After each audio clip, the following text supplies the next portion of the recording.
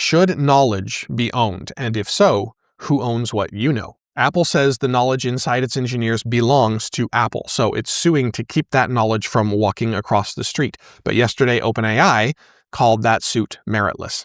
Here's the claim I'll stand behind. The age of AI is bringing unprecedented challenges to intellectual property as a social and philosophical construct, not just a legal one. And all of it seems to be coming loose at once. Come with me, let's get into it.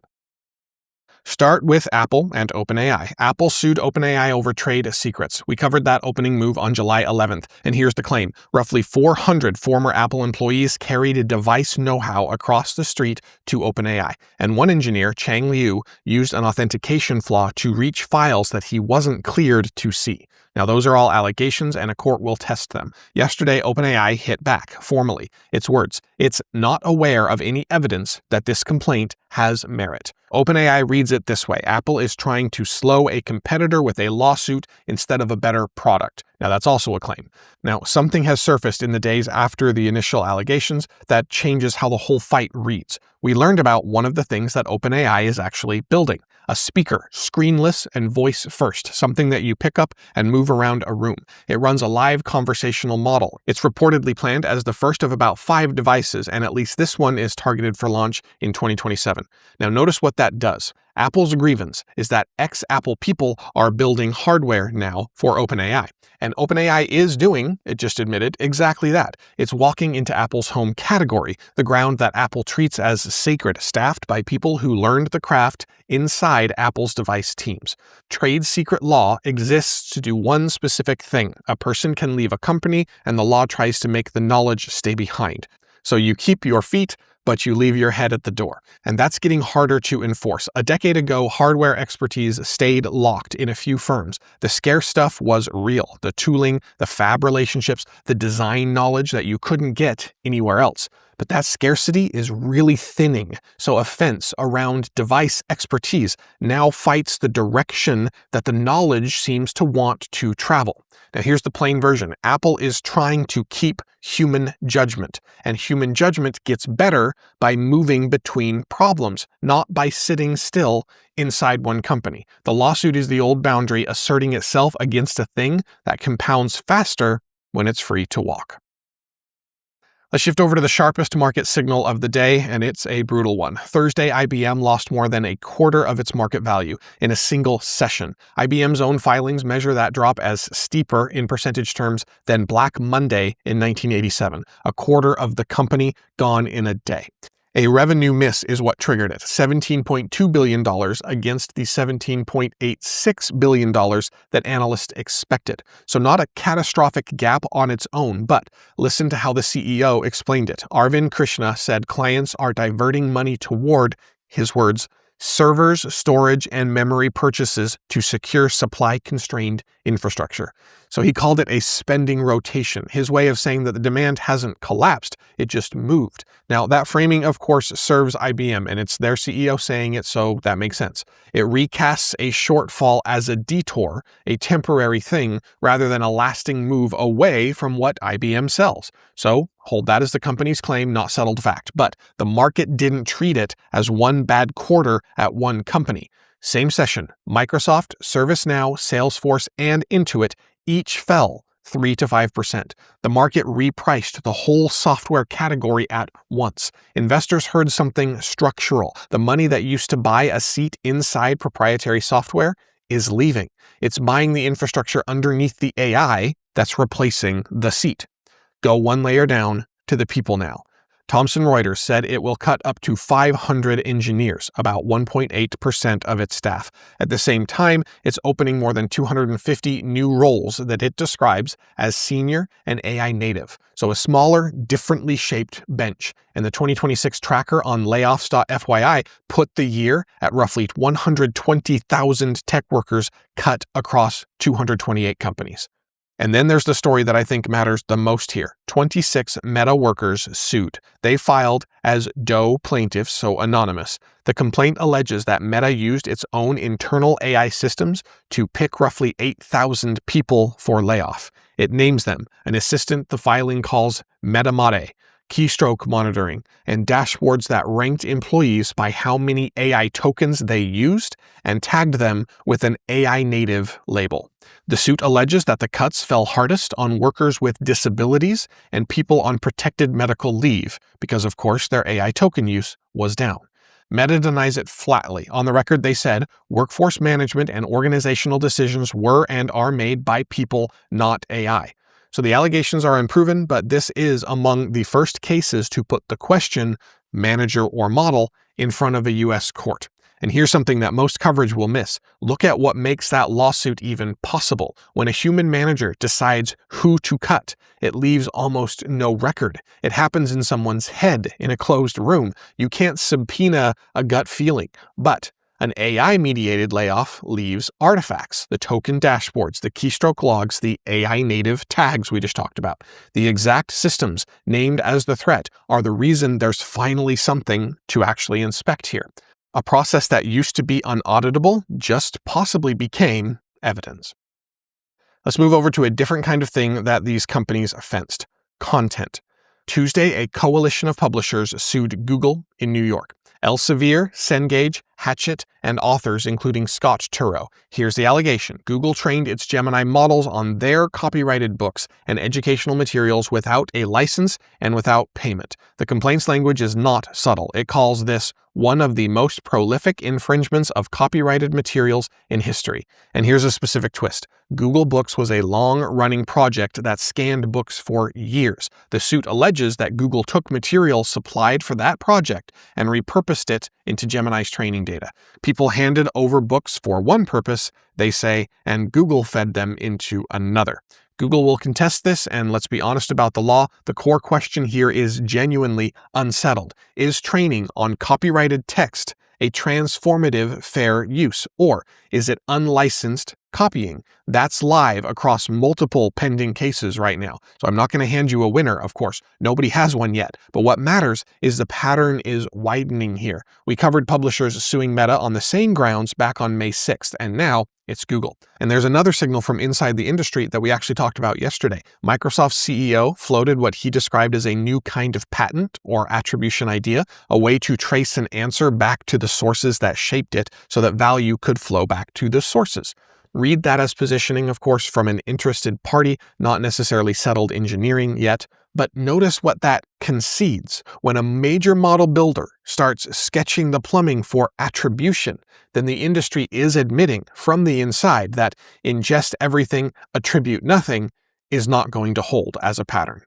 The plain version, free ingestion worked only when nobody could compute what a fair payment would be. The same systems that generate the answers are getting better at tracing where those answers came from. And once you can trace it, free stops being free. It becomes the expensive path, the one that ends in court, which is what we're seeing right now.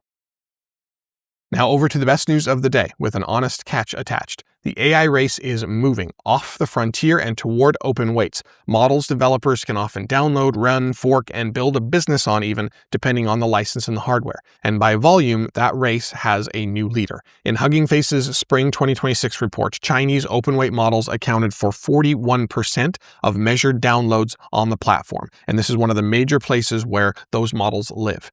And that put them ahead of US models in the report. So let's look at the rankings. In a recent Open Router token ranking, the top 6 spots were all Chinese open releases from Tencent, Xiaomi, DeepSeek, Minimax, and Z.ai. The strongest placing closed model, Claude Opus 4.7, sat 7th, one rank below all open top 6. Now let me be precise because this is easy to overstate. That is a ranking by download and traffic volume, by how much people use these models. It's not a benchmark score. It's not capability. So nobody here is saying that open weights matched the frontier on raw capability. But what they've done is top the charts on adoption. And that's its own kind of a rival.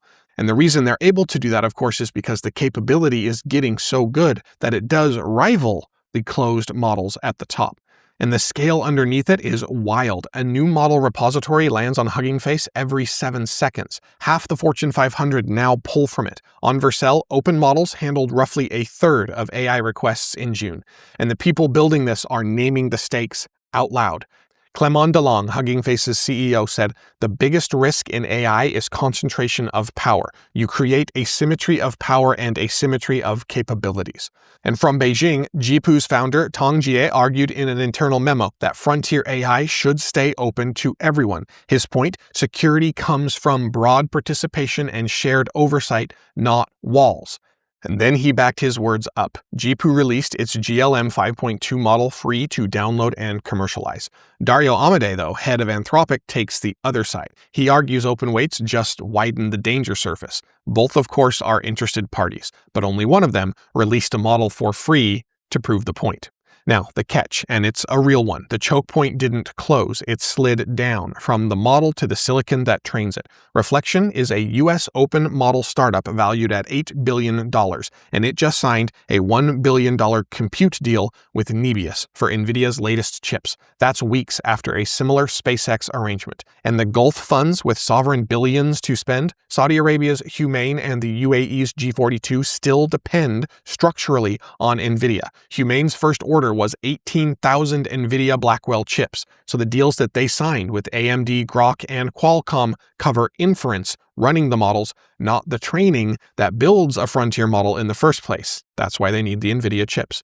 So why can't money alone cross that gap? NVIDIA's moat isn't just the chips. It's CUDA, the software layer with 4 million developers already fluent in it. It's TSMC doing the fabrication. It's the shared memory supply that everyone's fighting over. One analyst put true AI sovereignty this way: extraordinarily expensive, and for nearly every country outside the United States and China, effectively unattainable. So let's hold all of this together. The model equalized, like water finding its level. The scarcity that used to gate intelligence is retreating, but it retreated to the hardware, a slower and more physical bottleneck than any API key. So one door is opening wide, but another door is still standing. Last one, governance and 2 frontier labs pulling in opposite directions on the rules for their own industry. Anthropic is running a state-by-state campaign. It's pushing for tougher AI safety laws through individual state legislatures rather than waiting for one federal framework. Meanwhile, OpenAI's own employees have donated more than $215,000 to the Guardrails Alliance, a super PAC network, and that includes a single $200,000 contribution from one executive. That's ahead of a July 15th FEC filing deadline, which forces disclosure of who gave what. So the split is sharp. One lab's spending to build a patchwork of binding state rules, another lab's people funding an effort to keep the center of gravity federal and lighter. And here's the thing to hold on to. Each one frames its own position as the responsible one, and each posture happens to line up perfectly with its author's competitive interests. When a lab tells you which shape governance should take, that is a claim about the world that it would prefer to compete in, not a neutral safety judgment. So read both of them that way. And this isn't new either. It resurfaces a fight that we have tracked since late June and earlier, honestly. The participants themselves called this a super PAC AI civil war. A $49 million network called Leading the Future faced a roughly $16 million counter network. They fought to a draw around the Alex Borez primary in Manhattan over New York's AI safety disclosure law. Now add a third scale. The Bank of England's governor, head of UK's central bank, called for global cooperation on AI-related financial risks. Cross-border testing, shared oversight. So 2 American labs fight over state versus federal turf inside one country, and meanwhile the systemic risk institutions are already thinking one level up across borders. And this is where the usual take is probably going to get it wrong. The cliche goes like this: governance hasn't caught up, the rules are fragmented, the lobbying is loud, there's no framework yet. I've said those things as well, but that's just the start of it. That reading stops too early. Look at what's actually happening. Parties are contesting the rules at 3 scales at once, state, federal, and internationally, and they now take the stakes seriously enough to spend real money fighting over them. The absence of a finished rule book is the visible process of people arguing one into existence. All right, let's bring it home. Should knowledge be owned? That's the question that the whole day kept circling, and at every layer, the answer is coming loose. Apple is trying to fence device expertise that lives inside people who can just walk across the street. IBM watched a quarter of its value vanish. The moat that it thought it owned, the seat inside proprietary software, is repriced towards nothing. Publishers are in court trying to reattach a payment to content that Google allegedly ingested for free. Intelligence itself is equalizing into open weights that anyone can download, and even the rules are getting pried open and fought over at 3 scales at once. For a long stretch, all of those things could not stay fenced, held behind a boundary, a login, a license, a border. What today showed, story after story, is the fence is starting to lose its grip on the thing inside. And this is the through line. The same systems doing the loosening are also making things legible that used to be invisible. The AI that allegedly picks people for layoff leaves a record that a manager's gut never did. The models that generate answers can increasingly trace where those answers come from. Concentration of power gets easier to argue about when the free alternative is sitting right there to download. So think about what you know, your skills, your judgment, the work that you have built up over years. For a long time, the story was that its value belonged to whoever you signed it over to in exchange for wages. That story is changing. Knowledge compounds fastest when it's free to move, and more, it's getting free to move, and it is moving. The fences are still up, but the thing that they were built to hold is already breaking through. See you tomorrow.